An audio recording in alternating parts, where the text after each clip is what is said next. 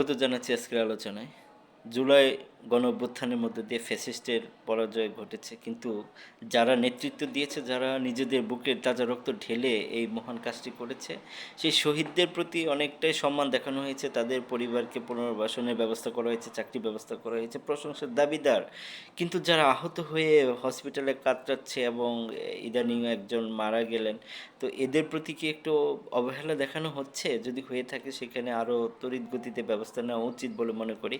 কারণ এই সরকার তো তাদেরই ফসল এবং এই ফ্যাসিস্টকে সরিয়ে এমন একটি গণ আন্দোলনের মধ্য দিয়ে যে সরকারকে প্রতিষ্ঠা করেছে, সেই সরকার তো প্রায়োরিটি লিস্টে এই যোদ্ধা, আহত, নিহতদেরই ব্যবস্থা করা হবে এবং সেটাই হওয়া উচিত এবং সেটা হচ্ছে, প্রশংসার দাবি রাখে।